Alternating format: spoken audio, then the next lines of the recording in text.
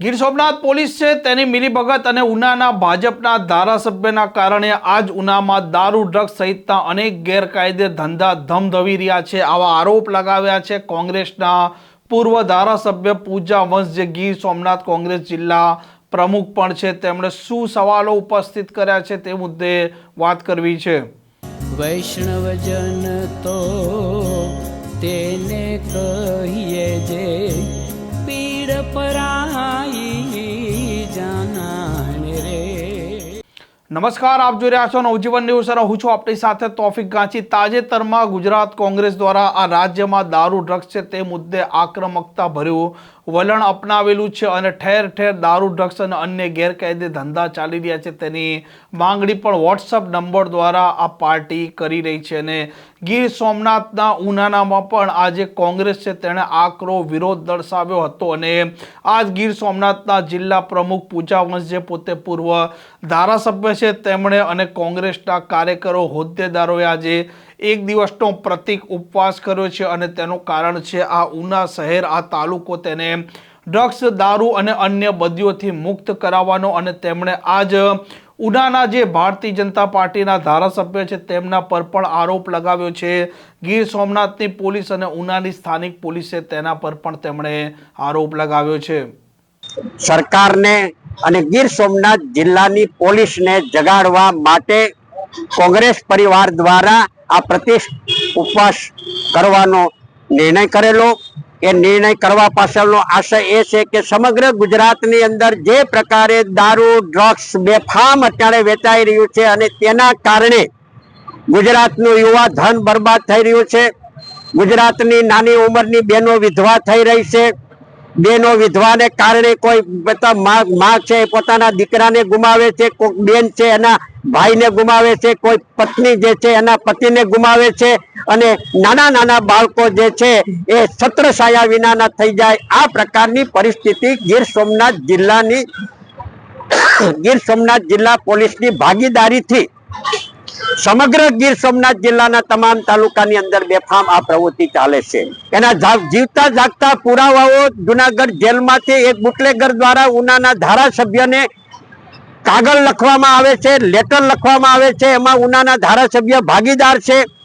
જે કાંઈ ધંધાઓ જે ચાલે છે ઉના તાલુકાની અંદર, જે કોઈ પ્રકારની અસામાજિક પ્રવૃત્તિઓ ચાલે છે, એ અસામાજિક પ્રવૃત્તિઓ ઉના તાલુકાના લોકોએ 2022ની વિધાનસભાની ચૂંટણીમાં ભાજપના ઉમેદવારને મત આપીને જેને ધારાસભ્ય બનાવ્યા અને ધારાસભ્ય બનાવ્યા પછી આ ધારાસભ્યના પદને પોતાના કારોબાર ના માધ્યમ મારફત બેફામપણે અત્યારે અસામાજિક પ્રવૃત્તિઓ, ડ્રગ્સ, દારૂ, દેશી દારૂ, વિદેશી દારૂની હેરાફેરી, વરલી મટકાઓ ઉના શહેરની અંદર અત્યારે ધમધમે છે। ઉના શહેરની અંદર બેફામપણે વેચાય છે। એ પછી મસુંદરી નદી હોય, ડીવાયસપી કચેરીની આજુબાજુના 500 ફેરીમાં હોય, રામનગર ખારામાં ગણેશ મંદિરની આજુબાજુ હોય, ત્યારબાદ અહીંયા ગની માર્કેટની પાછળના ભાગમાં હોય, આ બધી જગ્યાએ દારૂ અત્યારે બેફામપણે વેચાઈ રહ્યો છે।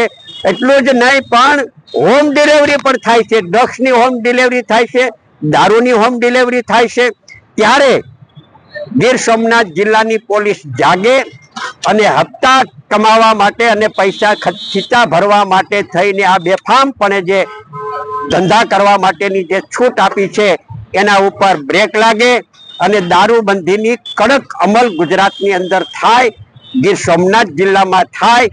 એનો અવાજ ઉઠાવવા માટે ગરીબોનો અવાજ બઠાવે, યુવા ધનને બચાવવા માટેનો અવાજ, અને હર ઘરની આ પીડા છે, દરેક ઘરની આ વેદના છે અને દરેક ઘરની વેદનાને વાચા આપવા માટે, એનો અવાજ બનવા માટે, જે કઈ માતાઓ છે એનો અવાજ બનવા માટે અને વિધવા થતી બહેનોના અવાજ બનવા માટે અમે આજે એક દિવસના પ્રતિક ઉપવાસ આંદોલન કર્યા છે। ત્યારે ગીર સોમનાથ જિલ્લાની પોલીસને આપની ચેનલના માધ્યમ દ્વારા મારા સવાલો છે કે એસએમસી ની અંદર, સિમરની અંદર રેડ પાડવામાં આવી, 55 લાખ કરતા વધુ રકમનો દારૂ પકડાયો।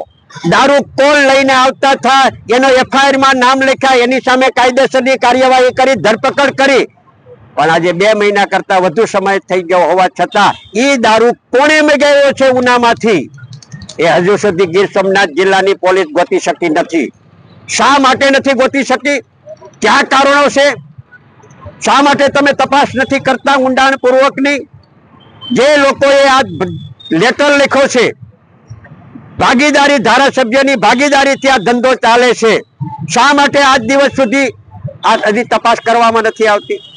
જ્યાં જ્યાં રેડ પડે છે, જ્યાં જ્યાં પકડાય છે, ત્યાં દારૂ કોણ લઈ આવે છે એ રેકર્ડ ઉપર આવે છે, પણ કોણે મગાવ્યો છે ને કોણ જવાબદાર છે એ રેકર્ડ ઉપર આવતો નથી. એનો અર્થ એવો થાય કે સંપૂર્ણપણે ગીર સોમનાથ જિલ્લાની પોલીસ છે એમાં ભાગીદાર છે. વેરાવળની અંદર એસએમસી દ્વારા દરોડો પાડવામાં આવ્યો તો સ્થાનિક પોલીસની સામે પગલાઓ ન લીધા તો એ જવાબદાર નહીં ગણવાના? જે શહેરની અંદર એસપી પોતે રહેતા હોય, એસપી નું રેસિડેન્ટ હોય અને એને એ જ શહેરની અંદર આટલો મોટો એસએમસી દ્વારા રેડ પાડીને દારૂનો મોટો જથ્થો પકડવામાં આવે તો શું સમજવું? તો સ્થાનિક પોલીસ ભાગીદાર છે. એસએમસી ને રેડ પાડવી પડે છે એનો અર્થ એવો થાય છે કે સ્થાનિક પોલીસ એમાં સંપૂર્ણપણે ભાગીદાર છે. શાસક પક્ષના પદાધિકારીઓ ભાગીદાર છે, કારણ કે અંતે તો હવે સાબિત થઈ ગયું છે, ખુલ્લું થઈ ગયું છે. અને લોકોના મતોથી ચૂંટાયેલો જનપ્રતિનિધિ જ્યારે આ પ્રકારની અસામાજિક પ્રવૃત્તિની સાથે જોડાય અને બેફામ કાળો કારોબાર કરાવરાવે અને યુવા ધનને બરબાદ કરવાનું કામ કરે ત્યારે આપની ચેનલના માધ્યમ દ્વારા ઉના શહેરના પ્રબુદ્ધ નાગરિકોને, ઉના શહેરની જનતાને અને તાલુકાની જનતાને પણ હું કહેવા માંગુ છું, હું ચેતવણી આપવા માંગુ છું કે સમજો, તમે જેને મતો આપ્યા છે અને જેને જનપ્રતિનિધિ બનાવ્યા છે, તો તમારા મતોથી બનેલો જનપ્રતિનિધિ અત્યારે બેફામ બનીને ઉનાને લૂંટવા માટેનું જે રીતે મોહમ્મદ ગજનીએ સોમનાથને લૂંટ્યું હતું એ જ પ્રમાણે આ અસામાજિક પ્રવૃત્તિઓ કરી અને ઉનાના નાગરિકોને લોકોનું શોષણ કરીને લૂંટવાનો ધંધો નો પીળો પરવાનો તમે મતો આપીને કર્યું છે. એટલે આવું જે દુઃસાહસ કર્યું છે એનું પરિણામ આવનારા દિવસોની અંદર નવી પેઢીને ભોગવવાનું આવશે. એ ભોગવવું ન પડે એટલા માટે એનો અવાજ બનવા માટે અને ગીર સોમનાથ પોલીસને જગાડવા માટે, ગુજરાત સરકારને જગાડવા માટે, ગુજરાતના ગૃહમંત્રીશ્રીને જગાડવા માટે, ડીજીને જગાડવા માટે, એસપીને જગાડવા માટે અને સ્થાનિક પોલીસને જગાડવા માટે અમે આજે આ પ્રતિક ઉપવાસનો કાર્યક્રમ રાખવામાં આવ્યો છે. આમ જે પ્રકારે પૂર્વ ધારાસભ્ય આરોપ લગાવ્યા છે ત્યાર પછી સવાલો તે ઉપસ્થિત થઈ રહ્યા છે કે શું ઉનાની પોલીસ અને ગીર સોમનાથની પોલીસ છે તેમને આ ગેરકાયદે ધંધા ચાલી રહ્યા છે તેની માહિતી નહીં હોય? આ ગીર સોમનાથના પોલીસવાળા છે, આ પોલીસવાળા પણ આ ગેરકાયદે ધંધાથી વાકેફ નહીં હોય, કેમ કે એક પૂર્વ ધારાસભ્ય અને આ જ જિલ્લાના કોંગ્રેસના પ્રમુખ જે પોતે ઉનામાં ચાલતા ધંધાના વિરુદ્ધમાં એક દિવસનો પ્રતિક ઉપવાસ કરે છે. આ પોલીસ તંત્ર છે, આ પોલીસ તંત્રને જગાડવા માટે અને આરોપ લગાવે છે ઉના ભારતીય જનતા પાર્ટીના ધારાસભ્ય પર.